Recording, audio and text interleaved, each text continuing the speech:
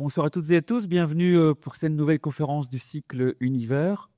Alors il y a un peu plus d'une année, j'étais en voiture et j'écoutais la première et puis je tombe sur une interview de deux personnes, j'entends parler de Apollo, Kennedy, Van Braun, etc. Bon, et comme j'ai toujours eu une petite passion pour ces missions lunaires, mon oreille devient plus attentive et je me rends compte que ce dont on discute, c'est la conquête spatiale, mais vu d'un angle totalement différent. Où certains mythes étaient un peu cassés, mais j'avais jamais entendu parler de cette façon de la conquête spatiale. Et j'ai dit, ces deux personnes-là, il faut absolument qu'on les amène à Mons. En fait, elles venaient de sortir un bouquin que je vous présente ici. Donc, ces deux personnes, c'est Irénée Regnault qui est présent ici et Arnaud Saint-Martin qui n'a pas pu venir ce soir. Et leur bouquin, ça s'appelle Une histoire de la conquête spatiale, des fusées nazies aux astrocapitalistes du New Space. Donc, tout est mis dans le titre. Alors, on est très content d'accueillir Irénée ici à Mons. Donc, Irénée, il est chercheur et essayiste. Son domaine d'action, c'est tout ce qui concerne les liens entre technologie, démocratie, liberté, toutes ces notions-là. Et donc, il traite quotidiennement de tout ce qui est IA, etc. Et il a travaillé notamment sur ces questions du spatial. Alors, il est à l'origine d'un blog qui s'appelle le Mouton Numérique, association qui s'appelle le Mouton Numérique, et il a également un blog qui s'appelle Mais où va le web? Alors on a passé un morceau de l'après-midi avec lui, et c'était passionnant parce que voilà, il y a des visions totalement différentes de ce qu'on a habituellement. Donc peut-être que certains sortiront avec une vision un peu cassée de la conquête spatiale, mais à un moment donné, il faut remettre l'église au milieu du village, et on sera dans la nuance de toute façon comme à chaque fois. Voilà, Irénée, merci beaucoup d'avoir accepté notre invitation. Et bonne soirée à toutes et à tous. Alors, les bouquins d'Irénée, il y en a deux, ils sont en vente là-haut. Et donc, Irénée est OK pour vous les dédicacer. Voilà, bonne soirée à toutes et à tous.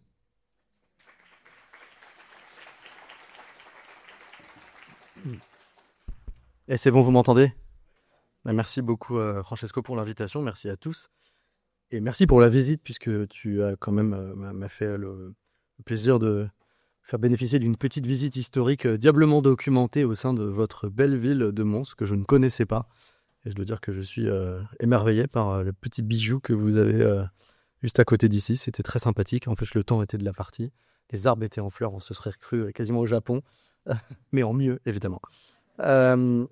Et donc, effectivement, l'idée aujourd'hui... Alors, Arnaud s'excuse, Arnaud Saint-Martin, qui est mon co-auteur, Arnaud, pour sa part, que je présente aussi pour l'occasion, est sociologue des sciences au CNRS. Il est d'ailleurs à présent élu député de la Nation en France, donc un agenda encore plus chargé que le mien, forcément. Donc, tu n'as pas pu se rendre aujourd'hui à cette conférence. C'est dommage, on aurait pu discuter de plein d'autres choses. Mais on va essayer d'amuser la galerie autant que faire se peut tout de même. Et donc cette présentation, donc on s'est dit une petite heure à la suite de quoi, évidemment, on peut discuter, c'est l'idée. Hein. Je suis là, moi j'habite à Paris, donc c'est d'autant plus pratique si on peut en profiter maintenant. Ça s'appelle très pompeusement There is no alternative in space. Alors, c'est une phrase qui reprend celle de Thatcher. Hein. Il n'y a pas d'alternative, entre guillemets, à l'économie néolibéralisée, c'est-à-dire à l'économisation de l'industrie spatiale. C'est ça dont je vais parler notamment aujourd'hui. Et le sous-titre est encore plus pompeux sur l'instauration d'un paradigme de la conquête des fusées nazies aux astrocapitalistes de New Space. Donc des enfants ici et également aussi des parents et d'autres personnes qui n'ont pas qui ne sont pas forcément habitués à ce genre de sémantique. Donc je vais m'en expliquer juste après m'en être excusé. Hop, le livre c'est celui-là. Donc c'est un livre qu'on a écrit l'année dernière avec Arnaud, avec plusieurs objectifs en tête. Le premier était je pense de déniaiser le public sur l'histoire de l'astronautique, hein, puisqu'on a finalement des pré-notions, des représentations d'histoire de l'astronautique qui sont assez figées dans forcément des formes de propagande, de discours à cheval entre les films d'Hollywood et tout un tas d'autres vecteurs d'enchantement. Et donc, en bon sociologue des sciences, on s'est dit, on va mettre le pied dans le plat, tout casser, les rêves d'enfants, etc., etc. Alors évidemment, c'est pas ce qu'on essaye de faire, mais en tout cas, on essaye d'expliquer par l'histoire ce qu'a été, ce qu'est encore l'astronautique. Il s'agit pas d'une contre-histoire, il s'agit pas d'une histoire alternative. Cette histoire n'est pas moins vraie que les autres histoires. En tout cas, elle essaye de politiser la conquête spatiale un petit peu plus que ce qui est fait habituellement. Quand on parle de fusées nazies ici, on parle des fusées qui sont conçues pendant le Troisième Reich, pendant la guerre, pendant la Seconde Guerre mondiale. Ça, c'est pour la première précision sémantique. Quand on parle de New Space, on parle des 2 dernières décennies de l'astronautique, principalement états-unienne. Vous connaissez tous un personnage qui s'appelle Elon Musk et qui est un des dignes représentants de cette mouvance. Le New Space est censé être la période de privatisation du spatial. J'y reviendrai puisque c'est évidemment pas aussi simple. Mais voilà, comme ça vous avez l'idée de ce livre. Ce livre, c'est un livre, disons, de socio-histoire simplifié, qui se base... Ouais, je suis trop près. Je me disais ça, comme ça. C'est mieux. C'est bon. Est-ce que vous m'entendez encore ? Très bien. Donc ce livre, c'est un livre qui est principalement basé sur de l'historiographie savante, de l'anthropologie, un peu de sociologie, exclusivement des sources académiques. On n'est rien à aller chercher, entre guillemets, à la première personne. On a essayé de faire ça sérieusement et de rebattre un siècle d'astronautique. Depuis donc, disons, la fin des années 30, on est allé piocher un petit peu avant, jusqu'à la période récente. L'idée, c'était de documenter ce qu'on appelle un paradigme. On a aussi la figure du palimpseste. Les palimpsestes, c'est, vous savez, ce sont pour les enfants aussi, ces documents, ces parchemins sur lesquels on écrit quelque chose et puis on efface et puis on réécrit, à tel point qu'on n'arrive plus à voir ce qu'il y avait en dessous. Et finalement, l'histoire du spatial, à certains égards, c'est un petit peu ça, en fait. C'est une réécriture sans cesse de différentes versions avec des mêmes mécanismes stylistiques et cycliques de propagande qui font qu'on tend à oublier ce qui s'est passé dans le passé. Et aussi, on a du mal à différencier différentes activités qui existent dans l'espace.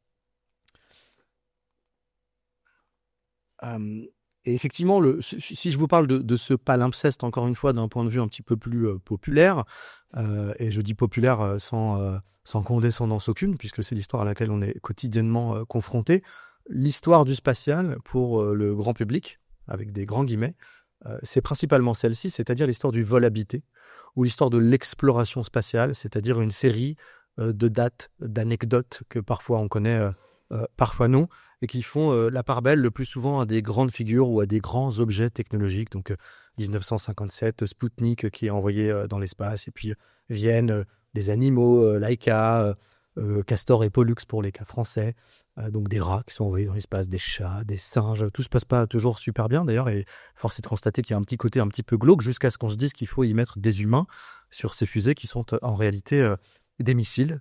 Mais en tout cas, c'est ça qu'on retient. Et à la fin, on arrive à la Station spatiale internationale. On aura eu quelques robots et une navette un petit peu mystérieuse entre-temps que les enfants auront plaisir à construire avec des Lego, ou les parents qui prendront excuse sur les enfants pour les acheter dans les magasins Lego. En tout cas, c'est un peu ça l'histoire du spatial, et c'est une histoire qui est pas particulièrement fausse. Et je vois qu'il y a des personnes concernées ici. Je plaide coupable également. Mais voilà, c'est ça, c'est les grandes étapes de la conquête spatiale. C'est sur celle-ci qu'on a voulu revenir avec quelque part un principe historique de départ qui est d'une certaine manière connu dans la communauté dite astronautique. L'astronautique, c'est l'industrie astronautique, c'est-à-dire nautique, c'est comme c'est les bateaux, quoi, enfin naviguer, voilà, et astro, dans les étoiles. Donc l'astronautique, c'est vraiment l'histoire des fusées. Et donc, on a voulu revenir dans ce livre sur cette période fondatrice qui est celle des premiers créateurs des fusées, en fait, qui sont, encore une fois, comme j'ai dit au début, des missiles, et qui interviennent dès les années 30. Et ça, c'est assez bien documenté sous forme de groupes de fuséologues amateurs qui vont de ci, de là, en France, en Allemagne, aux États-Unis, littéralement faire exploser des fusées dans leur jardin. Et en disant la plupart du temps, les faire exploser. Et quand ils auront un petit peu de chance, les faire décoller. Et donc, on a des groupes comme ça qui se constituent et qui suscitent nécessairement l'intérêt des armées pour différentes raisons, et notamment en Allemagne. Alors, pour tout un tas de raisons historiques que je n'aurai pas le temps d'expliciter ici, certaines évoquent par exemple les traités de Versailles et le fait que les Allemands n'avaient pas le droit de se reconstituer une armée, sauf sur le plan des fusées qui n'étaient pas concernées par le traité. On s'aperçoit en fait en lisant les archives que c'est un peu faux dans le sens où l'armée était déjà en reconstruction sur des choses qui étaient déjà interdites, mais en tout cas il y a un intérêt, voilà. Et surtout il y a des figures fondatrices qui vont être intéressées par cet intérêt et qui vont y aller. Et donc les premières fusées nazies, pour le dire simplement, vont être des missiles V1, V2, V3, donc de la famille dite agrégate, qui vont être fabriqués en série, d'abord dans une usine dans le nord de la Baltique, l'usine de Peenemünde, qui est un terrain historique tout à fait intéressant, puisque c'est là où, dès la fin des années 30, en fait, on va construire ce qui pourrait s'assimiler d'une certaine manière aux premières bases spatiales, même si ce n'est pas encore vraiment le cas. En tout cas, on observe à ce moment-là une forme de tournant industriel particulier. On passe de cette fuséologie amateur de jardin, quelque part, à une industrie fordiste, d'une certaine manière. On est dans une époque où les échanges entre l'industrie automobile, donc le fait de les fabriquer en série, et l'Allemagne sont très fortes. Et tout va se passer d'abord à Peenemünde, où ces premiers missiles vont être bâtis à la fois par des communautés d'ingénieurs et par des concentrationnaires, encore en nombre réduit à ce moment-là de l'histoire, qui vont intervenir depuis plusieurs pays. Bref, l'histoire s'arrête en 1943, l'usine est bombardée par la Royal Air Force anglaise, et l'usine de Peenemünde, donc au nord de l'Allemagne, migre en Thuringe, dans un camp qui est celui de Dora, qui juxte un camp de concentration qui est celui de Buchenwald, où on va aller piocher. Et quand je dis on, ce sont des personnes tout à fait identifiées, qu'on décrit et dont on essaye de faire d'une certaine manière des mini-biographies aussi dans les livres, pour vous montrer des personnes qui vont aller décemment récupérer des forces concentrationnaires dans ce camp par milliers, puis dizaines de milliers, pour fabriquer en série ces V2 dans une sorte de tunnel, en fin de compte. Et pourquoi un tunnel ? Parce qu'en fait, on va enterrer les usines pour éviter qu'elles soient de nouveau bombardées par la Royal Air Force ou autre. Et ça n'arrivera pas d'ailleurs que pour les usines de fusées. Il va y avoir beaucoup de concentrationnaires qui vont travailler dans l'aéronautique, dans l'automobile, et l'industrie allemande va se fonder finalement à ce moment-là de l'histoire, sur cet esclavagisme d'une certaine manière de cette force concentrationnaire. Alors je ne m'étendrai pas dessus puisqu'il y a des enfants dans la salle, mais sachez qu'il y a beaucoup d'humains qui ont travaillé pour fabriquer ces premiers missiles qui deviendront des fusées, que beaucoup sont morts dans des conditions particulièrement déplorables, et que c'est un pan de l'histoire de l'astronautique qui est intéressant. Ce qui est intéressant aussi, c'est que c'est un pan de l'astronautique qui est particulièrement gênant dans les communautés idoines, et qui est une sorte de passé qui ne passe pas. Dans la mesure où, dans le milieu, et peut-être parmi les gens qui sont ici, certains en ont connaissance, la figure de Wernher von Braun que tu citais tout à l'heure est plus ou moins connue, donc on sait qu'il s'est passé un petit peu quelque chose de bizarre au début, mais comme dans l'industrie du luxe, de la chimie, en fin de compte, finalement, est-ce qu'on aurait les engrais d'aujourd'hui si on n'était pas passé par deux guerres mondiales, et notamment la première ?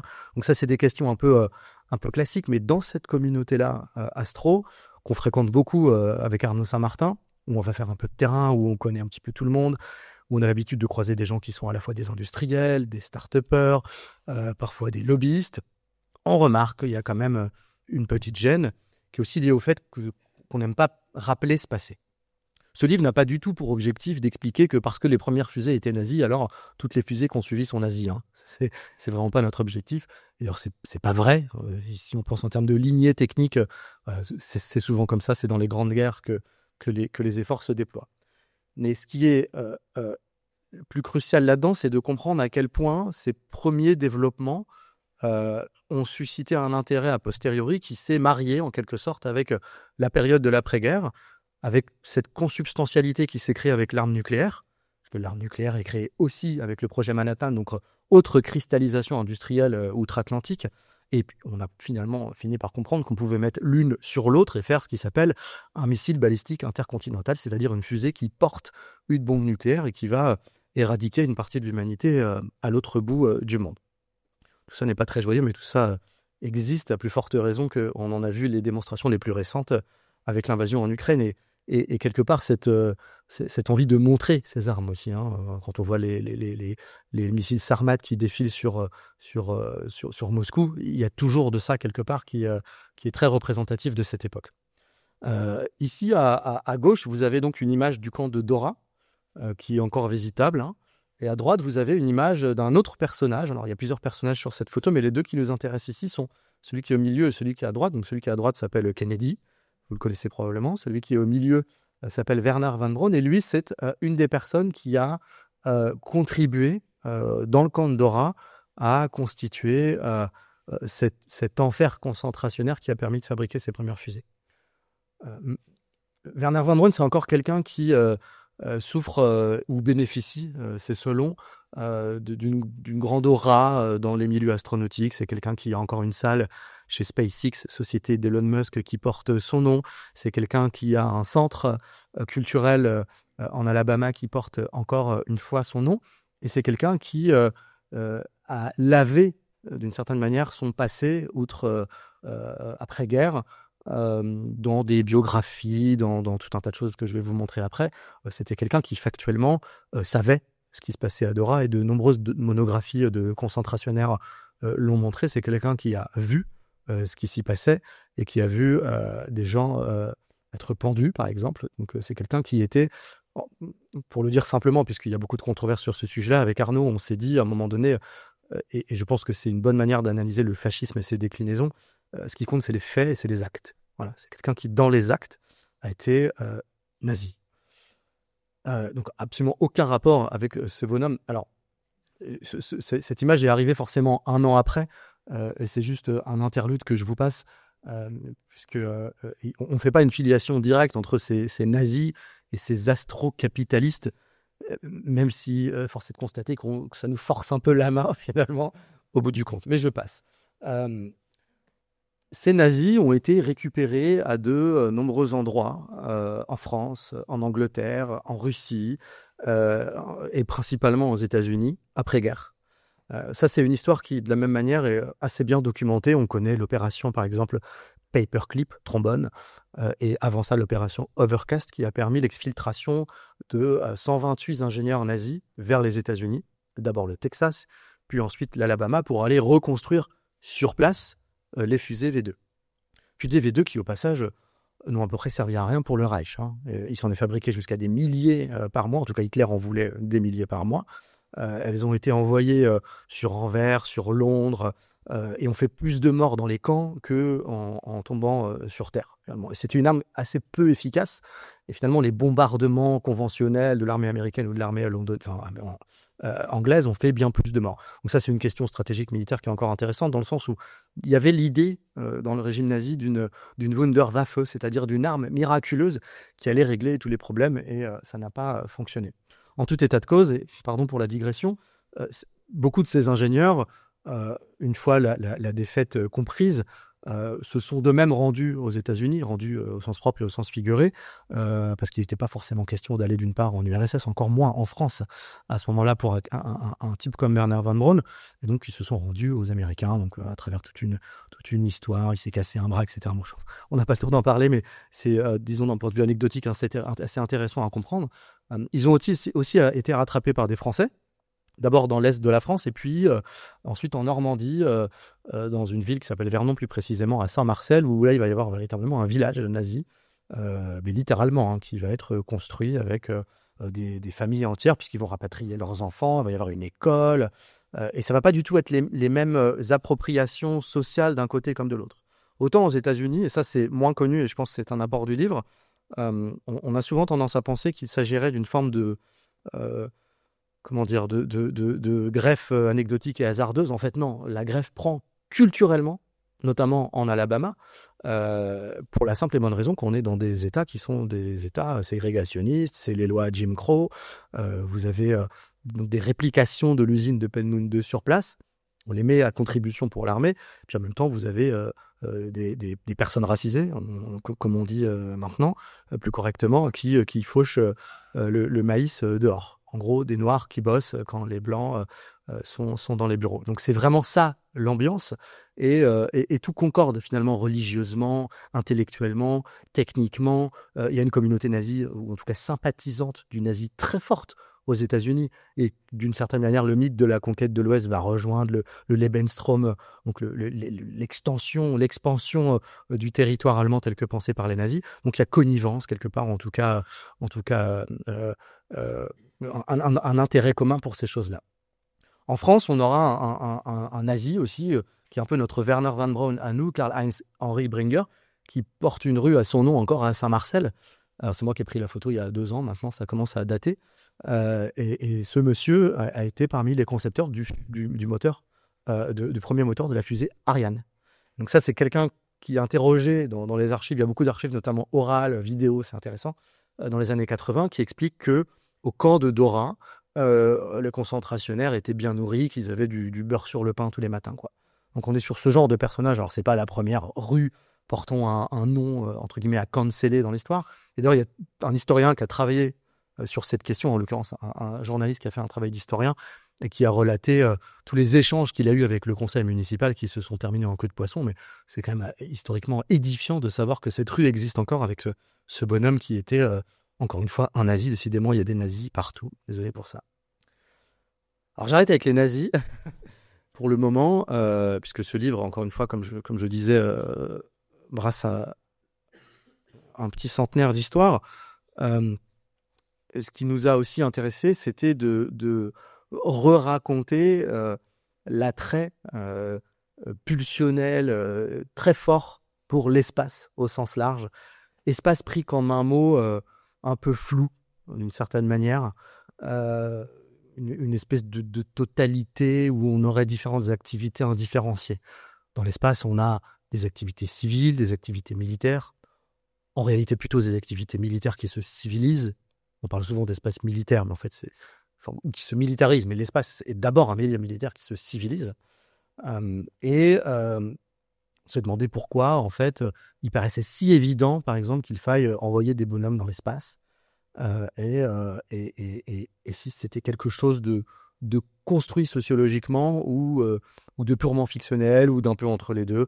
La question n'est pas franchement résolue, mais en tout cas, il y a certains éléments fondateurs qui font partie aujourd'hui du récit et qui sont très importants. Si je reviens à mes premières images et aux premiers moments, aux premières grandes périodes du spatial, on a ce discours en tête qui est celui de Rice en 1962 avec un Kennedy qui explique que il faut aller sur la Lune, non pas parce que c'est facile, mais parce que c'est difficile, et qui réveille d'une certaine manière toute une ferveur américaine qui est celle de la frontière, donc la frontière de Jack Turner, historien de la fin du 19e siècle, qui dit il faut repousser sans cesse les frontières, sinon nous les Américains sommes condamnés à la stagnation. Il y a quelque chose de, encore une fois, très biblique là-dedans, c'est aller chercher le nouvel Israël, au sens biblique du terme, conquérir les espaces à conquérir, peupler les terres vides, civiliser les endroits non civilisés. Donc c'est ça qui transparaît dans ce discours, qui est très fort, et qui va galvaniser, en tout cas en apparence, toute une foule de gens, en tout cas qui va servir de point de départ, d'une certaine manière.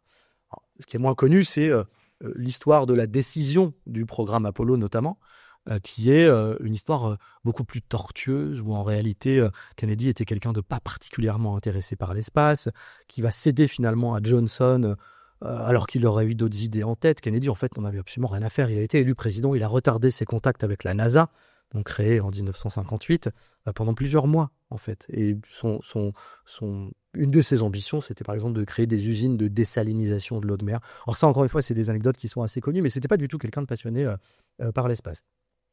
Tant et si bien que, paradoxalement, il finit par y aller quand même et acter du programme et puis mourir, assassiné, comme vous le savez, au Texas, ce qui va en quelque sorte entériner finalement le programme Apollo, le consolider dans cette direction où il faut se rendre sur la Lune à la fin de la décennie, ce qui est malin puisque c'est soit à la fin des années 60, soit 10 ans plus tard, c'est-à-dire un petit peu après. Donc il s'est laissé un petit peu le temps. Alors, il y a des raisons aussi objectives à cette décision. Il y a la baie des cochons, il y a l'envoi de Spoutnik, il y a différentes humiliations qui sont vécues comme telles et qui poussent aussi les États-Unis à consolider leur puissance technologique et leur affirmation politique, symbolique, qui vont de pair dans ce programme. Un autre argument aussi qui nous a semblé fort intéressant en ce qui concerne le vol habité, encore une fois, l'idée d'envoyer des humains dans l'espace, c'est cette forme de biologisation finalement de la destinée humaine qui aurait dans son ADN l'idée d'aller conquérir des astres. Alors ça, c'est encore une fois très lié à ces idées-là que je viens d'évoquer, la frontière, la destinée manifeste. De tout temps, les hommes auraient regardé vers les étoiles pour s'y projeter. Ce qui est toujours un petit peu tendancieux, puisque d'un point de vue purement ethnologique, oui, on peut dire que les humains ont toujours regardé les étoiles, mais quand ils ont regardé les étoiles, ils n'ont pas forcément vu un espace profond, volumineux, à conquérir, et c'est toujours pas le cas en fait. Les quelques études qui ont été faites, alors forcément c'est toujours dans des tribus un petit peu distantes, dans les forêts amazoniennes, etc., mais elles disent quand même quelque chose sur cette appropriation de ce qu'on appelle par exemple le ciel, la voûte céleste, la Voie lactée, qui est ça et là un phénomène sacré, quelque chose qu'il ne faut pas toucher, quelque chose de religieux, et qui devient à certains égards au XXe siècle quelque chose à conquérir. C'est ce qui ne relève finalement d'aucune forme de naturalité, sinon d'une ambiance finalement technoscientifique qui est celle-là, et d'une forme de propagande aussi. Cette image, elle est intéressante, et elle n'est pas là pour rien. La dernière fois que je suis allé à Toulouse, à la Cité de l'Espace, je me balade souvent dans ces musées qui concourent aussi justement à d'une certaine manière, cette propagande. Vous allez dans les lieux où on parle de spatial, vous avez un petit peu toujours quand même les mêmes symboliques, hein, celle de l'astronaute, celle de l'exploration à travers des visions un petit peu spéculatives des étoiles, très colorées. Les images sont systématiquement retraitées. Et dans la boutique, parce que c'est les boutiques qu'il faut regarder dans les musées, de la Cité de l'Espace à Toulouse, vous avez un porte-clés avec cette image donc, qui part de Lucie et qui va jusqu'à l'astronaute. Et vous avez encore, dans, disons, les séries B de la littérature astronautique, donc, c'est-à-dire les livres un peu moins bien que je lis aussi sur le spatial, systématiquement cette référence à l'idée que l'humain serait depuis Lucie, depuis Lasphar, en passant par Napoléon, Alexandre le Grand, alors, du coup avant, jusqu'à Gagarine et aujourd'hui, destiné à aller dans les étoiles. Alors, je ne rentre pas dans le débat, puisqu'ensuite, ça suscite parmi les scientifiques, les sociologues, les biologistes, tout un tas de controverses avec des gens qui se battent à coups d'articles scientifiques pour expliquer qu'il n'y a rien dans l'ADN ou dans l'histoire qui dit que les sociétés humaines sont destinées à s'étendre. Finalement, certaines sont restées des milliers d'années en autarcie, ce qui est vrai, ce qui n'en fait pas un modèle d'ailleurs, mais ce qui permet de relativiser en tout cas l'argument. Un autre argument fort aussi, c'est le fait qu'il a fallu d'une certaine manière convaincre, en contradiction avec l'argument précédent, pour les pro-space, c'est comme ça qu'on les appelle, hein, en fait, ceux qui veulent aller sur la Lune, sur Mars ou plus loin. Donc il y a cette idée de destinée, finalement, biologique. Et en contrepartie, on s'aperçoit que dans les arènes de la politique spatiale américaine, c'est quand même très compliqué de faire passer des budgets. Alors, il faut passer au Congrès chaque année pour aller faire valider jusqu'à 5% du PIB pour Apollo à son climax. Donc c'est quand même pas rien, ça coûte cher dans une période où il y a quand même plein d'autres problèmes aux États-Unis.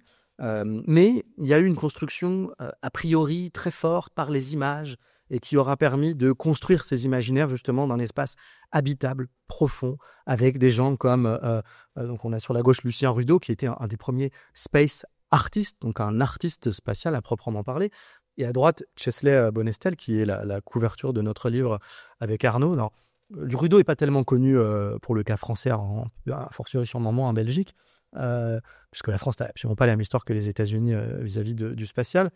En revanche, Chesley Bonestel, c'est quelqu'un qui a vraiment marqué son temps. C'est l'artiste, à la base, il était architecte, qui a dessiné le Golden Gate, donc ce fameux pont rouge à San Francisco, parce qu'on lui avait demandé d'illustrer physiquement, artistiquement, une vision d'ingénieur, en fait. Et donc, il a fallu à ce moment-là, quelque part, faire s'entrecroiser des possibilités mécaniques, celles des fusées qui existent. Après-guerre, voilà, on commence à faire des missiles. Les nazis fabriquent les Titans, les Jupiter, les Atlas, ils ont tous des noms les plus sensationnels les uns que les autres. Et puis, et puis des humains qui peuvent aller dessus, quoi. Et donc, il y a une forme de concrétisation qui intervient forcément, en tout cas avant, pour Rudeau largement avant la Seconde Guerre mondiale, et pour Chesley Bonestel après. Et ces images sont très utilisées, en fait, y compris par la NASA. Elles sont tellement réalistes qu'en fait, certaines personnes se persuadent qu'elles sont réelles, et elles sont magnifiques. Bon, c'est subjectif, vous allez me dire, mais on a tout un tas d'images comme ça, d'avions qui sont disposés sur différentes planètes. On a les lunes, Saturne vues depuis ses lunes. Enfin, c'est des images assez belles qui vont construire cet imaginaire, qui va lui-même être relayé par d'autres vecteurs de consommation plus populaires, d'une certaine manière, des sciences et des techniques. Ça va être le cas en Russie, hein. Il va y avoir des magazines aussi, alors j'en parle pas ici, j'aurai pas le temps, je vais un peu me focaliser sur les États-Unis, puisque c'est avant tout cette histoire qu'il faut d'une certaine manière déniaiser et réécrire.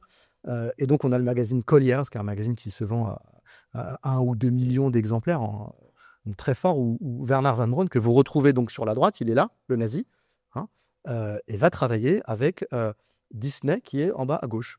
Donc, Disney va lire Collier's, il va trouver ça génial, et il va dire à von Braun, finalement, est-ce que tu veux pas bosser avec moi pour faire des documentaires? Donc, en 1955, ils font Man in Space, c'est sur YouTube, vous pouvez aller le voir. C'est des documentaires fabuleux à regarder, des sortes d'archives très, très réalistes d'une certaine manière, où Von Braun va parler, et c'est quelqu'un de très charismatique. Dans les années 60, c'est vraiment c'est Monsieur Espace.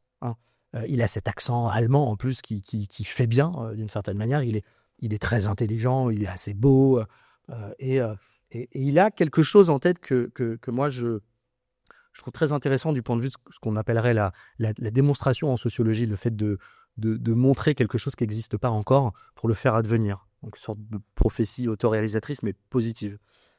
Et en haut à droite, il montre ces objectifs linéaires, son paradigme, qui est le paradigme station, Terre, station, Lune, Mars, qui est un peu le paradigme de la NASA aujourd'hui, si tant est qu'il le reste. Et donc, il présente cette fusée magnifique avec des ailes très élancées. Et il le dit lui-même, ces ailes ne servent à rien, puisque vous n'avez pas de portance dans l'espace, mais c'est plus joli. Voilà. Et puis forcément, vous avez une autre figure, je vais me dépêcher, je ne vais jamais y arriver, qui est celle de l'astronaute, qui vient incarner, humaniser tout ça. Donc, les Mercury 7, les premiers astronautes américains des premiers programmes, Mercury puis Apollo. À droite, Gagarine, que vous connaissez aussi forcément. Des histoires qui sont un petit peu différentes, des incarnations qui correspondent aussi aux ambiances de l'époque. À gauche, vous avez plutôt les cow-boys. Alors, vous avez peut-être vu le film Non. L'étoffe des héros, je vais chercher le nom en anglais, peu importe, donc l'étoffe des héros, exactement, où il raconte ça en fait, cette histoire avec des anecdotes qui sont vraies. Quand on lance quand on envoie des astronautes dans les premières capsules, les scientifiques qui le font ont en tête l'idée de les endormir pour que surtout ils touchent à rien, quoi, parce qu'ils servent à rien d'une certaine manière. Et on pourrait quasiment un peu filer la métaphore, ils servent toujours pas à grand chose, mais j'y reviendrai juste après. Les astronautes se battent pour qu'on mette au moins un hublot pour faire genre ils pilotent, quoi. Et c'est réel. Et bon, bref, là on est plutôt sur l'Amérique WASP, blanche, catholique ou protestante, des gens qui sont tous beaux, tous mariés, en l'occurrence pilotes de chasse, parce que c'est plus facile de leur dire quand venir et où et être à l'heure qu'un gymnaste ou un professeur, puisque la question s'est posée. Après tout, c'est un métier qui n'existe pas. Qui a envoyé dans l'espace? Sachant qu'on a envoyé des singes, des chiens, des rats, à peu près n'importe qui peut y aller, mais bon, il faut quand même un petit supplément d'âme. Donc on met des guerriers, quoi. Et puis à droite, Gagarine, qui est plutôt l'archétype de l'homo sovieticus issu de la campagne, qui l'aura très mal vécu d'ailleurs, puisqu'il va passer une vie absolument atroce entre tromperies successives de son mariage et beuveries quotidiennes, pour finir par mourir dans un accident d'avion. C'est une histoire qui n'est pas très drôle, en fait, celle de Gagarine.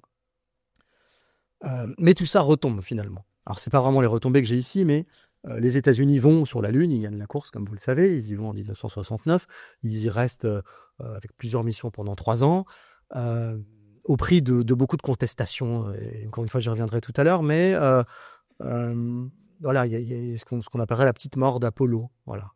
On se rend bien compte que scientifiquement l'intérêt n'est pas là, que la liesse s'est d'une certaine manière évaporée, et donc il faut inventer encore une fois dans les années 80 d'autres arguments pour justifier la poursuite du vol habité, qui n'est pas du tout l'activité la plus importante, qui est plutôt un paravent en fait des activités militaires. Et donc la NASA va produire dès 1976 la revue Spin-off, qui va, elle, présenter toutes les inventions, innovations issues du spatial. Et ça, vous l'avez tous les jours, que vous écoutiez vos astronautes à vous. Alors, votre dernier n'est pas encore parti dans l'espace, mais alors nous, on en a un qui s'appelle Thomas Pesquet qui rabâche ça à longueur de temps.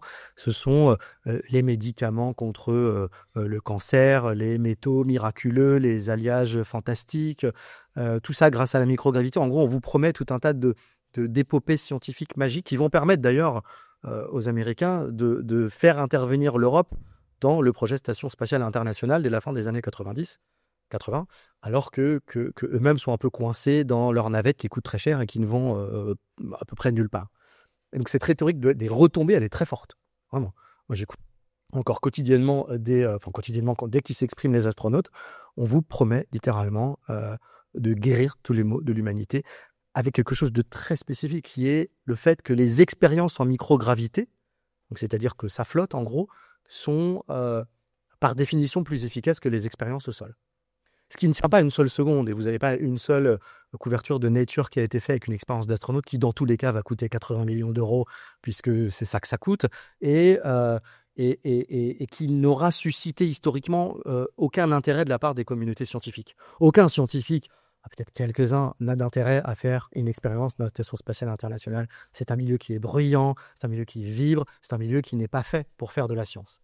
Et vous le voyez quand vous regardez, même aujourd'hui, parce que là je suis dans les années 80, mais les résultats scientifiques, moi je me penche par exemple sur les études qui sont réalisées par Thomas Pesquet, la dernière publiée dans une revue scientifique qui s'appelle Acta Astronautica.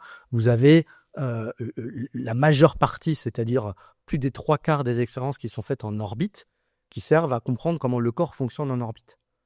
Donc finalement, l'astronaute est un objet circulaire, tautologique. Voilà. Il est là pour continuer à persévérer dans son être. Et c'est ça qui est très rigolo dans le vol habité, c'est qu'on n'en sort pas et qu'on a toujours les mêmes questionnements. Mêmes questionnements qui sont aussi à remettre en perspective avec la liesse populaire qu'aurait été Apollo. En réalité, il n'y a pas eu de liesse populaire sur Apollo. Ça n'a pas existé. Peut-être hormis le climax au moment 1969 où le pied est posé, les sondages qui sont faits chaque année, et ils sont encore faits pour Mars, pour la Lune et pour d'autres objectifs, montrent que la part des Américains qui voulaient et veulent aller sur la Lune est très faible en réalité. Elle est très segmentée. Les personnes noires, les femmes sont beaucoup plus minoritaires dans l'idée d'un objectif lunaire que les hommes. Voilà. Et vous avez cette image qui me semble très forte, qui devrait finalement être aussi sur la fresque et la frise des anecdotes spatiales. En 1969, vous avez le pasteur Abernathy, qui est un ami de Malcolm X, qui vient sur le pad de lancement de Cap Canaveral avec des mules et 12 familles afro-américaines très pauvres pour justement souligner l'écart de richesse qu'il existe entre les dépenses faramineuses du programme Apollo et l'état des quartiers de Harlem où les rats côtoient les radiateurs qui fuient. Et donc c'est très fort puisque cette controverse, elle a, sans même s'y positionner d'un point de vue normatif, elle continue jusqu'aujourd'hui. Dans les débats aujourd'hui sur l'idée d'envoyer des astronautes dans l'espace, vous avez toujours cette question, finalement, mais est-ce qu'on ferait pas mieux? Est-ce que ce serait pas moins cher de faire ceci, cela? Et la question se pose encore. Ça, c'est les sondages plus récents. Est-ce qu'il faut aller sur la Lune? Bon, on ne va pas s'y attendre parce que c'est pas très drôle, mais vous voyez, on a 23% des Américains qui, dans ce sondage, alors méfiance avec les sondages, puisque les sociologues n'aiment pas les sondages, donc elles disent encore quelque chose.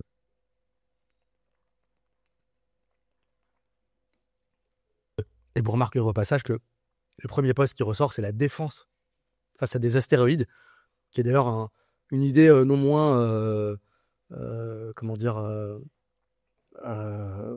absurde, dans le sens où statistiquement, il y a quand même très peu de chances qu'on se prenne un astéroïde. Mais bon, pourquoi pas, à la limite.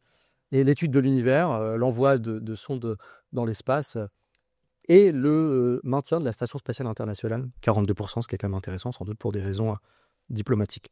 La Station spatiale internationale est un objet, d'une certaine manière, imposé par les États-Unis, en tout cas proposé, soyons plus corrects, par les États-Unis, avant tout dans l'idée d'aller récupérer les cerveaux russes suite à la chute du mur et d'éviter qu'ils aient leur propre projet.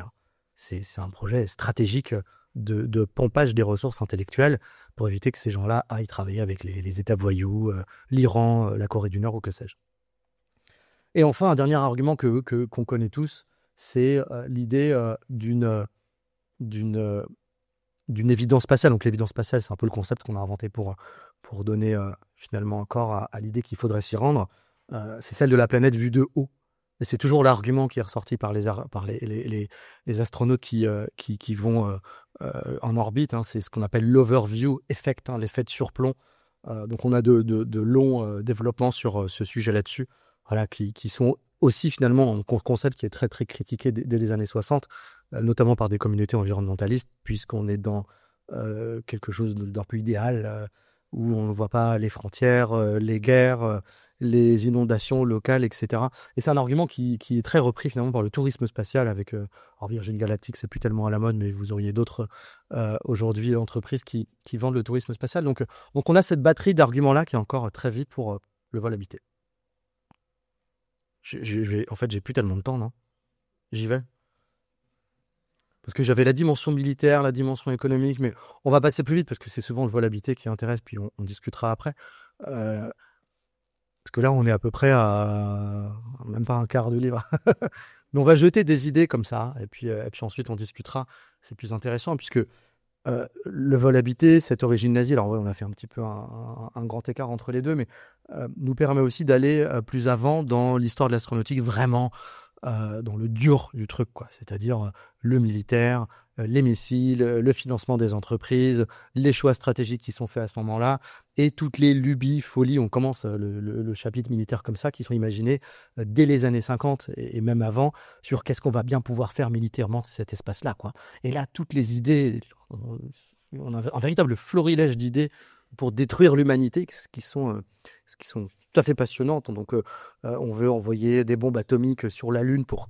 C'est vraiment du signal, quoi, au sens géopolitique du terme. Signaler qu'on est capable de le faire, mettre des bombes atomiques qu'on va envoyer depuis la Lune, ce qui n'a absolument aucun intérêt, puisqu'elle mettrait 3 jours à venir au lieu de 20 minutes. Et puis, des moments fondateurs comme l'explosion de Starfish Prime en 1962.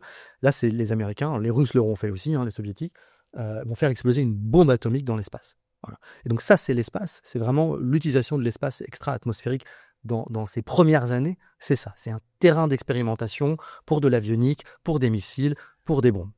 Donc il va bien falloir civiliser tout ça, parce que à cette époque, vous n'avez pas encore beaucoup de satellites, mais ça vous en extermine un tiers. Donc vous ne pouvez juste pas vous permettre.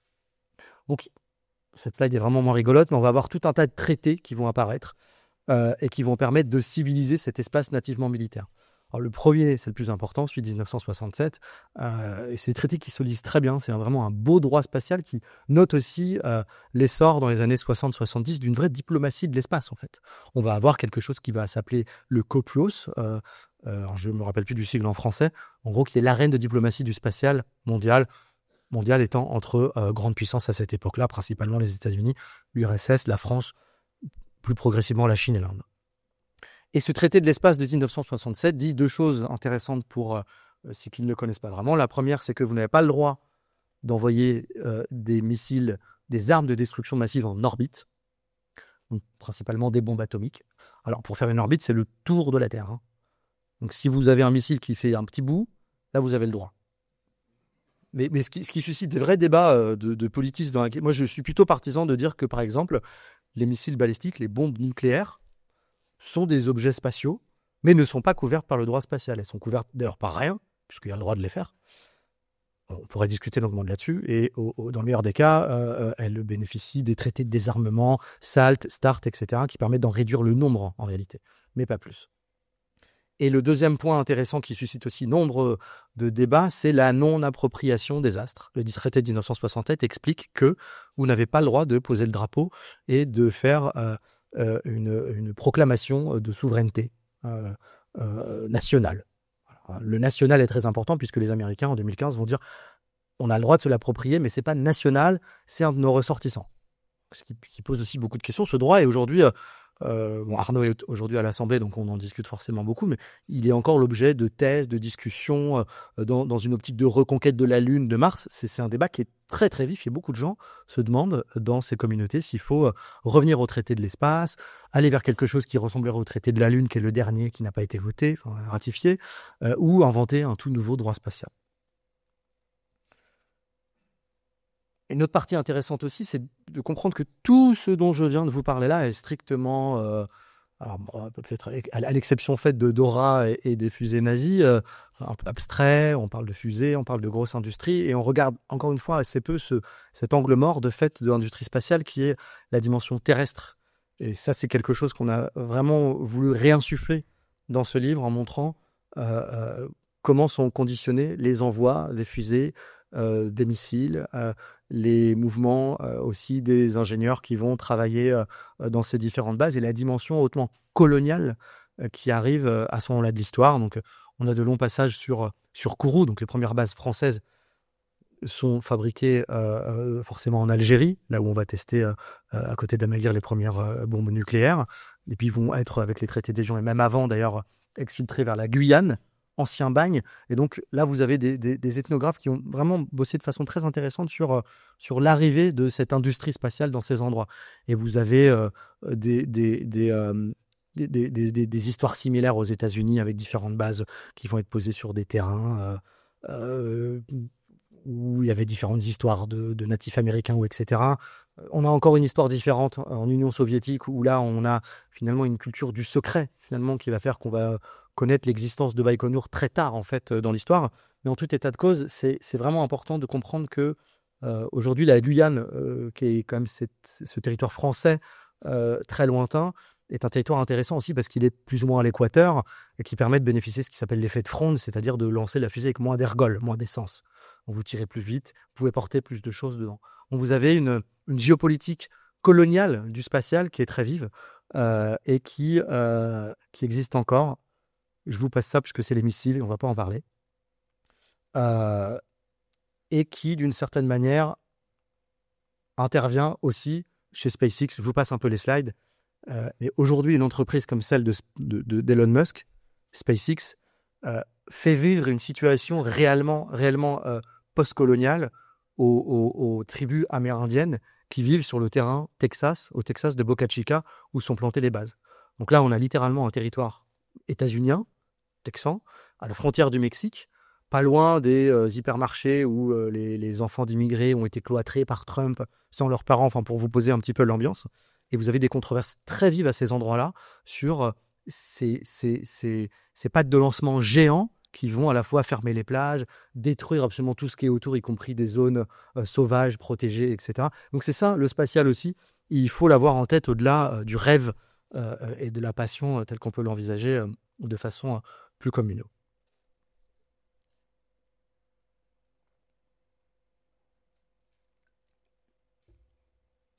Plus critique peut-être aussi, l'espace c'est un terrain d'affrontement militaire depuis le début. C'est un terrain qui ne s'arrange pas en réalité. Et pour votre culture personnelle, on assiste depuis une petite dizaine d'années à un tournant qui est celui des Space Force, c'est-à-dire des forces spatiales qui commencent à s'autonomiser. Dans de nombreux pays, le point paradigmatique a sans doute été la création de la Space Force par Trump en 2019, qui consiste à assumer l'idée finalement d'une suprématie spatiale. Et ça, c'est important aussi de comprendre que dans toutes les littératures grises institutionnelles, plus ou moins publiques de différents pays, on a des doctrines militaires qui se basent sur le spatial. Et aujourd'hui, des questions très pratico-pratiques se posent sur le nombre de satellites, la possibilité des collisions, la possibilité de voir un satellite qui vient renifler un autre satellite.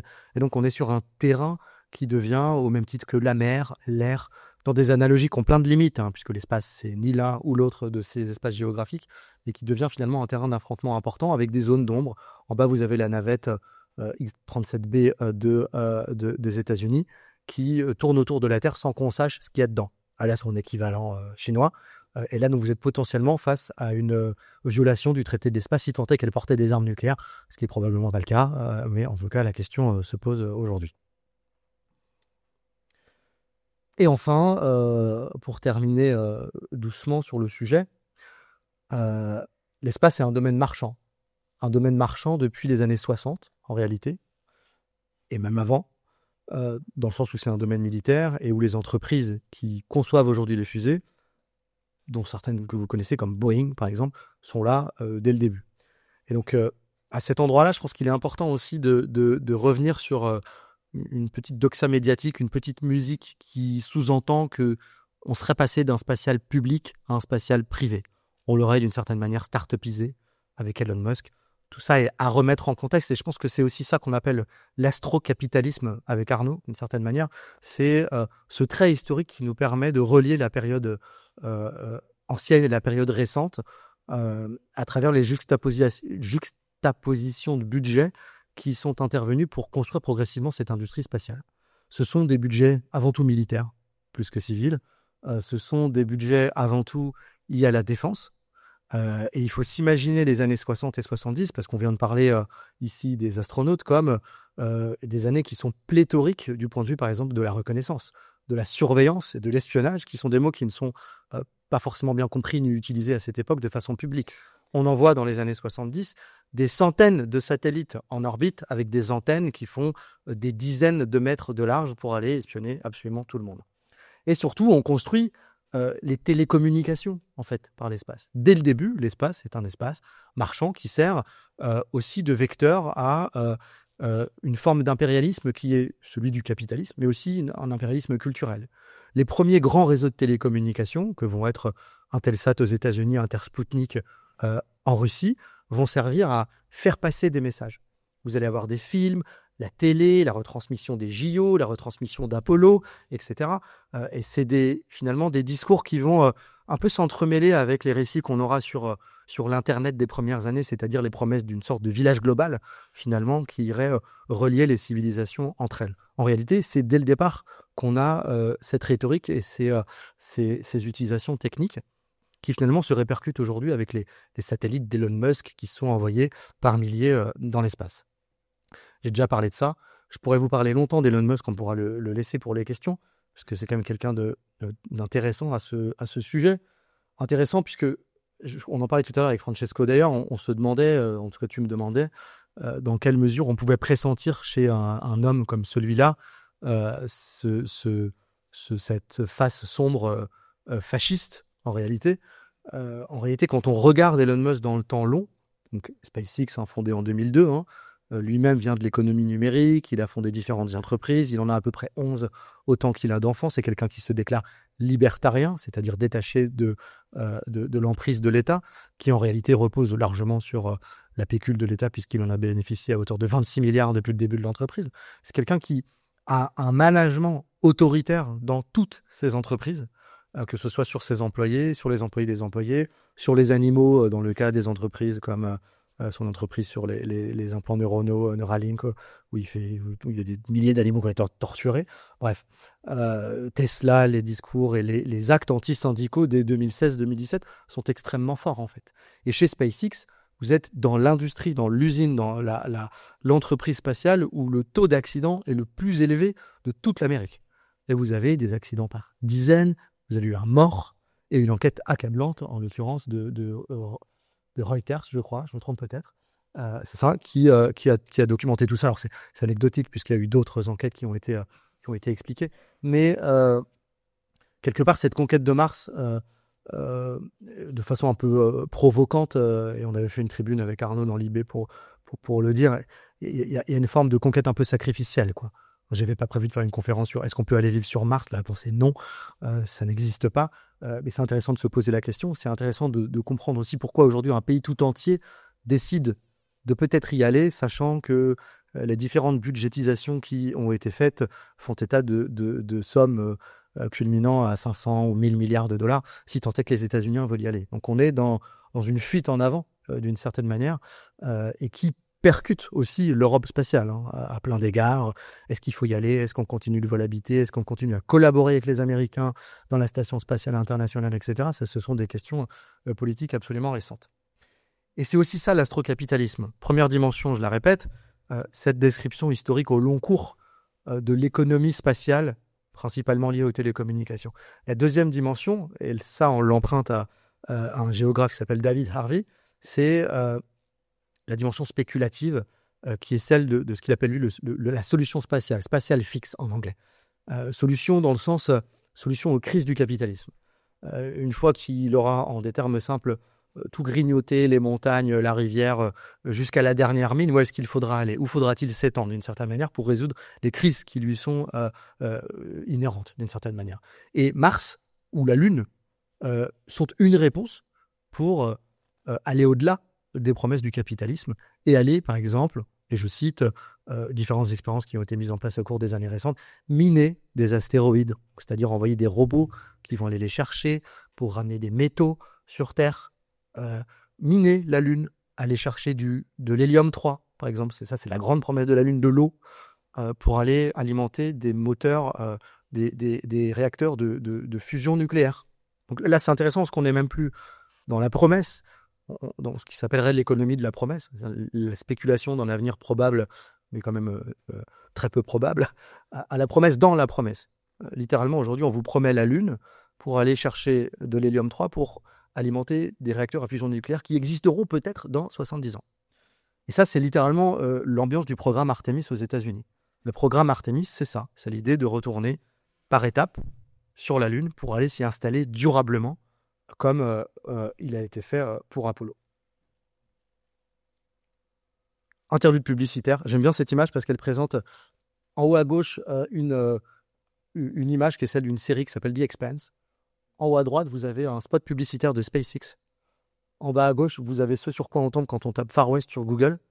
Et en bas à droite, vous avez une vraie photo de Mars prise par un robot. Voilà. Et ça, c'est au-delà des images, c'est intéressant puisque ce flou, il est cultivé aussi dans la communauté. Quand on parle de spatial et qu'on ne sait pas de quoi on parle, j'ai fait un peu exprès là, de segmenter les interventions. C'est un peu, des fois c'est un peu décousu, hein, militaire, civil, nazi, etc. Mais il y a quelques années, on est allé avec Arnaud à un congrès d'astronautique à Paris et on s'est vu fouler le sol d'un stand d'un armateur, un fabricant de missiles, quoi. Et le sol était sur le sol était collé un parterre qui était la photo de la constellation de la Carène qui a été prise par le James Webb Télescope. Donc on a littéralement un mélange des genres comme ça où les images d'astronomie servent aussi à alimenter le flou sur le reste de l'astronautique, y compris le militaire. Et donc en Europe, toujours difficile de se positionner face à cet imaginaire de frontières, cet imaginaire de Mars. Donc j'essaie un peu de relier les fils ici, mais il y a dans l'histoire de la conquête lunaire et dans l'histoire de la conquête martienne quelque chose aussi de profondément colonial qui commence à être théorisé. Il faut aller conquérir ces espaces, coloniser ces espaces. Le mot est un peu exclu aujourd'hui du vocabulaire européen, mais il revient de temps en temps ici dans la bouche de H. Becher, président de l'ESA il y a quelques années.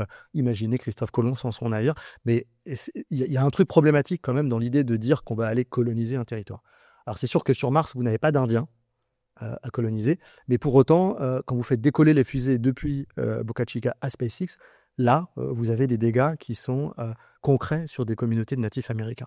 Donc toujours relier aussi la question au sol pour le comprendre. Et puis l'actualité un peu plus récente qui finalement dessine un petit peu ce qu'on avait pressenti, mais c'était pas très dur dans ce livre, hein, c'est l'idée d'aller sur Mars aujourd'hui. Donc Elon Musk et Donald Trump, lors de son discours d'investiture, le premier explique à gauche qu'il ira sur Mars et c'est littéral, hein, pour poursuivre la destinée manifeste, donc cette vision téléologique de l'histoire qui incite les États-Unis à aller civiliser les endroits qui ne le sont pas. Et Musk qui jubile à droite à l'idée d'y aller, puisqu'il aura fait quand même quelques années de lobbying, y compris sur son réseau social X, pour y parvenir. Et donc on en est là aujourd'hui, et rien n'est jamais déterminé.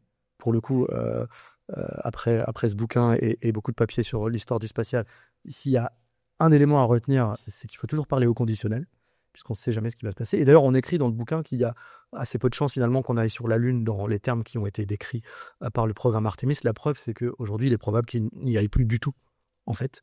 Et on ne pourra peut-être pas aller du coup miner pour aller chercher nos fameux métaux lourds.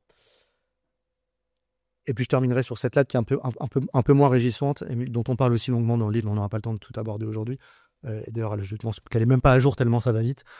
On a aujourd'hui un gros problème de pollution spatiale avec des satellites.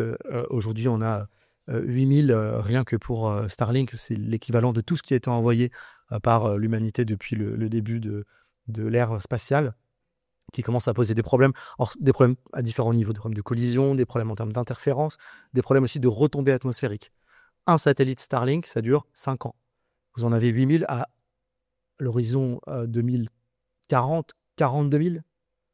Et c'est une constellation, puisque vous aurez une constellation européenne, 300 c'est moins, constellation chinoise, 12 000, etc. Donc on arrive potentiellement à une centaine de milliers de satellites, on verra, peut-être pas conditionnel, mais qui vont retomber tous les 5 ans, au mieux, hein, puisque certains vont retomber avant, à peu près 15% retombent beaucoup plus tôt, et qui fondent dans l'atmosphère en fait, hein. Les satellites, vous savez bien que rien ne se perd, rien ne se crée, quoi. Ils fondent dans l'atmosphère et ils ont des effets qui sont assez peu documentés. Moi, je travaille de près avec les quelques chercheurs en France qui travaillent sur ces questions, qui sont bien plus compétents que moi sur ces points-là, évidemment, et qui font état d'effets de type géo-ingénierie qui pourraient refléter les rayons du soleil, paradoxalement peut-être refroidir la Terre. On a peut-être là la solution. En tout cas, c'est vraiment très problématique et surtout très peu régulé. Donc on pourra aussi laisser ça sur les questions. Mais le droit spatial n'envisage absolument pas la question de la pollution atmosphérique. Et je m'arrête là.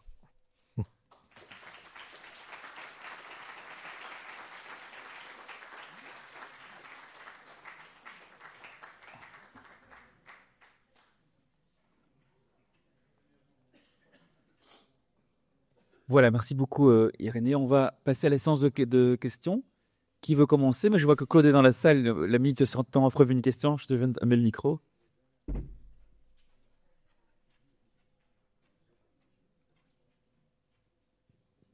Voilà, merci beaucoup Irénée pour cette conférence, c'était vraiment super et extrêmement intéressant. J'aurais une remarque et une question. Une remarque, c'est au sujet de ce que tu disais sur les possibilités d'aller chercher, de miner des astéroïdes. Il faut qu'on se rende compte que si on peut un jour déplacer des astéroïdes, on les amener dans l'environnement terrestre et les miner, c'est pas bien beaucoup plus difficile de les faire tomber sur Terre à l'endroit où on veut. Donc on n'a même plus besoin de bombes atomiques à ce moment-là. Juste un petit moteur et ça fera très bien l'affaire. Non, ma question c'était, donc tu as parlé de l'intérêt relatif finalement de la population pour les questions spatiales.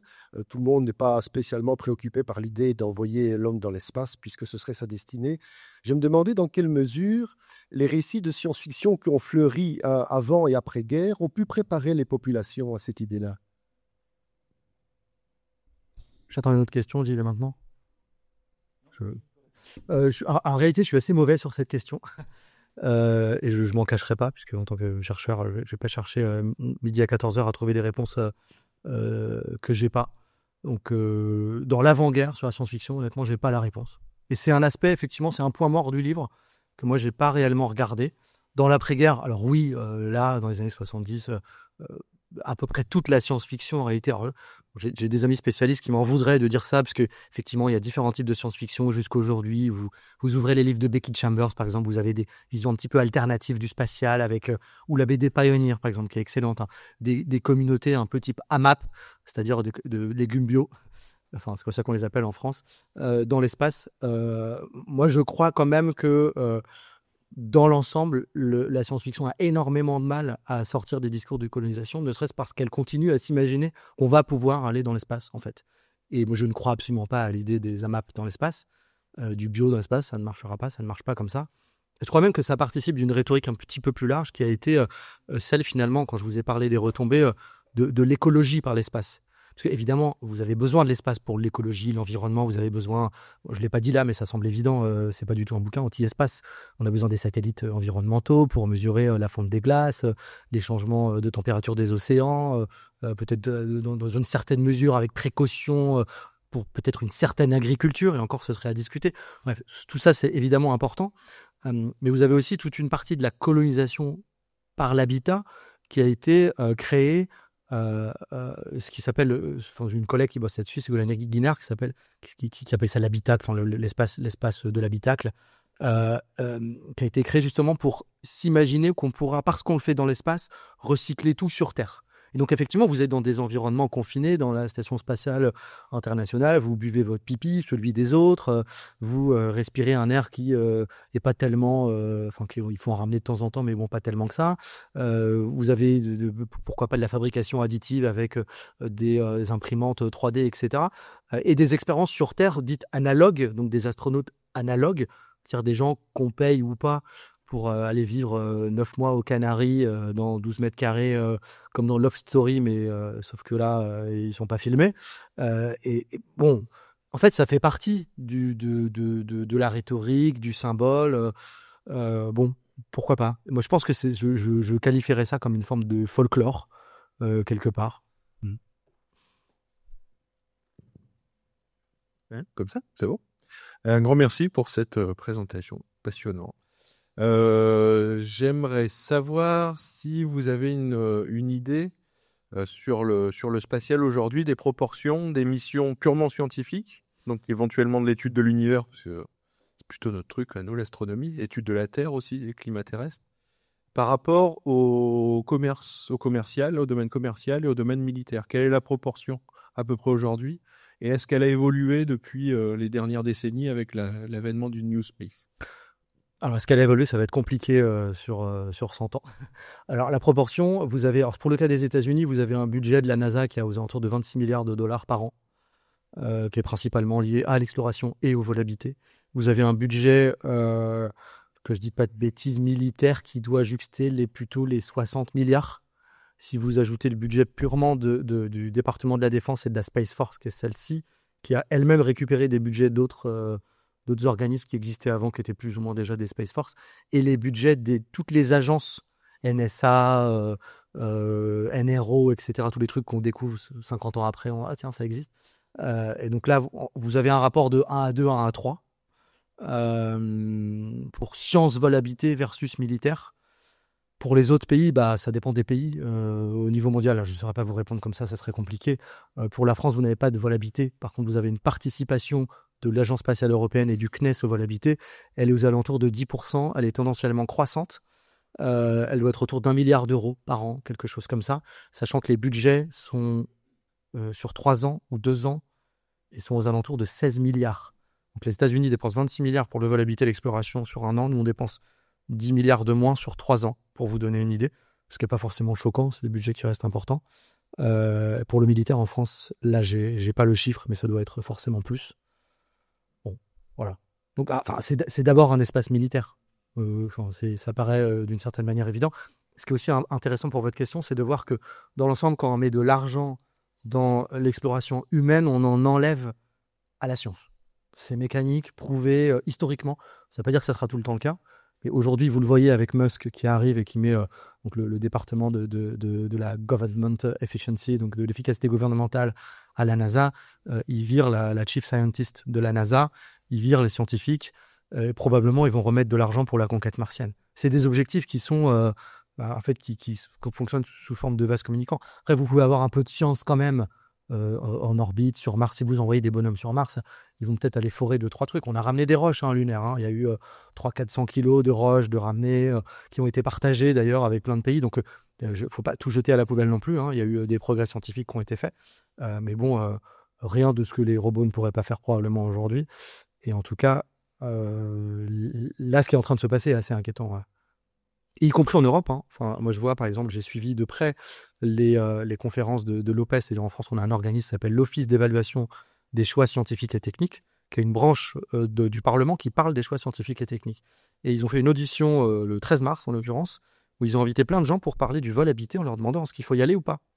Et dans les 8 personnes, il y avait 0 scientifique, 1 personne contre et 7 pour. Et dans les 7 pour, vous aviez une ancienne astronaute, Claudie Aigneret en l'occurrence, et plusieurs personnes issues de l'industrie. Donc il y avait un biais de sélection de malade en fait, quoi. C'était complètement dingue. Le seul type qui était contre était un copain à moi, forcément, Philippe Lugrini, qui lui-même est un ancien de l'industrie, donc on ne peut pas taxer de quoi que ce soit. Et là, la direction qui semble être prise est celle d'y aller, quoi. C'est-à-dire de redépenser plusieurs milliards par an là-dedans. Le budget du CNES en France, le Centre national d'études spatiales, c'est de 3 milliards. Donc, là, il y a des vraies questions en termes de choix normatifs, politiques qui se posent entre est-ce qu'on va vers la fascination du vol habité, est-ce qu'on va vers de la science et de l'exploration. Moi, j'ai la conviction qu'on peut tout à fait créer de la sensation, du sensationnel, de l'émerveillement, parce qu'on en a besoin d'une certaine manière avec des sondes, des robots. Ceux qui sont qui ont mon âge ou plus se souviennent tous de la pub Mars et ça repart avec le petit robot sur Mars, etc. La sonde Rosetta qui a créé une liesse populaire très très importante en France notamment, mais d'une certaine manière dans le monde. Donc la question elle est cruciale aujourd'hui. Bonsoir. Je voulais vous demander justement, c'est très terre à terre, si vous avez une idée des dépenses globales par an consacrées à l'espace, que ce soit militaire, vraiment globalement, c'est que ça peut coûter chaque année. Dans le monde ? Dans le monde, oui. Alors dans le monde, en fait, c'est simple, ça va être le budget cumulé de toutes les agences spatiales du monde. Donc on serait aux alentours de 100 milliards, quelque chose comme ça. Mais encore une fois, c'est très difficile à calculer parce que vous avez des pays dont les budgets sont mal connus. Par exemple, le budget chinois, il est inféré à partir de différents documents qui sont lus ou pas lus. Les économistes du spatial, eux, ont une façon d'envisager les choses un petit peu différente. en termes de tonnage envoyé en orbite. L'économiste de base, je ne suis pas économiste, hein. L'économiste de base, il travaille à partir des matériaux, hein. La tonne d'acier, la tonne de fer ou tout ce que vous voulez. Les Chinois, depuis plusieurs années, envoient quasiment, si ce n'est plus de tonnes en orbite que les États-Unis. Alors après, dans la tonne, il n'y a pas la même chose, selon qu'on ait mis tant de complexité technologique par mètre cube, de transistors, de tout ce que vous voulez. Donc ça compte, ça rentre en ligne de compte. Mais il y a quand même des proportions comme ça qui sont interrogeables. Le budget spatial chinois, il est souvent évalué entre 8 et 13 milliards de dollars. En réalité, il pourrait être quasiment aussi élevé que celui des États-Unis. Par exemple, à peu près 30. On ne sait pas. Voilà. Donc, si vous cumulez tous les budgets, vous avez à peu près 100 et quelques milliards à la louche, quoi. Si vous cumulez ensuite, et ça, c'est une façon différente de le faire, les budgets qui sont, sous-tendus par le spatial, là, vous avez beaucoup plus. Et là, c'est des vrais débats d'experts, et notamment de grands experts de cabinets de conseil sur qu'est-ce que rapporte l'espace. Prenez un objet comme le GPS, par exemple, donc le GPS qui est libéralisé, entre guillemets, ouvert au public en 1995, si je ne dis pas de bêtises, à vérifier. Donc c'est un objet militaire, voilà, qui est ouvert au grand public. Sans GPS, vous n'avez pas votre GPS dans la voiture, mais vous n'avez pas Uber, vous n'avez pas Tinder, vous n'avez rien en fait. Votre téléphone, il marche plus. Et donc toute cette économie-là, elle est derrière. Et vous avez des cabinets de conseil qui vous calculent la valeur du GPS par le nombre de puces électroniques vendues dans les téléphones. Et donc c'est des marchés sous-tendus. Et le calcul est bête, hein, il n'a aucun sens. Mais il pourrait monter comme ça à des centaines de milliards de dollars. Donc si vous lisez demain dans les journaux que l'économie de l'espace va monter à 1 ou 2 trilliards de dollars à l'horizon 2040, non, c'est pas vrai en fait. Le budget de l'espace, ça sera toujours le budget cumulé des agences spatiales publiques. Voilà. Aujourd'hui, même SpaceX, c'est peanuts dans ce truc-là. Et même finalement le New Space, j'ai pas tellement eu l'occasion d'en parler parce qu'on parle de centaines d'entreprises en fait qui se nourrissent un peu sur la bête, mais c'est principalement SpaceX en réalité. Et SpaceX, c'est une entreprise dont on ne sait pas si elle fait de l'argent, puisqu'elle n'est pas cotée en bourse, et qu'elle ne dit rien. Alors là, il y a des calculs, des suppositions, des hypothèses qui sont faites par des économistes de la même manière. Combien ça coûte de fabriquer une fusée, sachant qu'on a tant de personnes à tel endroit, qu'on peut faire atterrir tant de fois un lanceur, etc. Moi, ce que je sais, c'est qu'ils ont pris 26 milliards de dollars de subventions détournées à l'État fédéral depuis le début, et qu'ils sont probablement rentables, mais qui n'existe pas sans l'État et qui, d'une certaine manière, il n'existe pas sans la perspective de Mars. Parce que c'est des levées de fonds permanentes, en fait. Et donc, vous ne pouvez pas délier le poids de cette économie spéculée à la dimension fantasmatique qu'il y a derrière. Et c'est ça qui est intéressant. Je ne sais pas si je suis clair. Bonsoir, merci pour la conférence très intéressante. En fait, ma question, c'est qu'aujourd'hui, il y a plusieurs programmes qui visent à envoyer l'homme sur Mars. Donc, il y a plusieurs programmes scientifiques aujourd'hui qui visent à envoyer l'homme sur la planète Mars. Mais ma question, en fait, pourquoi on n'a pas renvoyé d'homme sur la Lune depuis les missions Apollo, malgré que c'est plus facile techniquement et moins coûteux en fait, en termes de budget pour envoyer l'homme sur la Lune que sur Mars? Mais c'est une bonne question. Alors, il n'y a pas plusieurs projets scientifiques qui vont aller sur Mars. Il y a surtout un projet qui est censé retourner sur Mars. Alors, vous avez plein de cartons dans les agences qui disent qu'elles vont y aller. Si vous prenez la chronologie de la conquête de Mars, elle commence avec Von Braun dans les années 60. Elle s'éteint un peu dans les années 70. Elle revient avec Bush Junior. Elle réapparaît avec... elle revient avec Bush Senior. Elle réapparaît avec Bush Junior. Elle s'en va avec Obama, puis elle revient avec Trump. Donc, il faut voir ça en forme de cycle. Pourquoi on n'est pas retourné, pourquoi les Américains, parce que moi je ne suis pas allé, sont pas retournés sur la Lune alors qu'ils y sont allés? Parce qu'en fait ils ont perdu les compétences, hein, c'est aussi simple que ça. Les ingénieurs sont partis à la retraite, ils sont morts, les technologies ont évolué, c'est pas si simple d'y aller quand même. Et pourquoi on n'y est pas allé? Pour des raisons purement politiques. C'est qu'en fait il n'y avait pas d'utilité scientifique, ça coûtait trop cher. Les États-Unis ont été pris dans tout un tas de programmes sur le vol habité entre-temps. J'ai parlé des navettes. Les navettes, c'était finalement c'était une sorte de compromis dans les années 80 pour continuer à faire du vol habité. Il y avait des bonhommes dedans, tout en n'allant pas sur la Lune parce qu'il n'y avait pas d'intérêt et de soutien du Congrès. Et c'est trouvé que les navettes, il y en a quand même 2 qui ont explosé. Ça fait 14 morts. C'était une plaie béante dans l'histoire astronautique américaine. Les Français ne sont jamais allés sur la Lune parce que... il y a bien eu des tentatives avec une navette Hermès dans les années 90, mais bon, les Allemands ne voulaient pas trop, puis finalement elle était trop lourde et ça coûtait trop cher.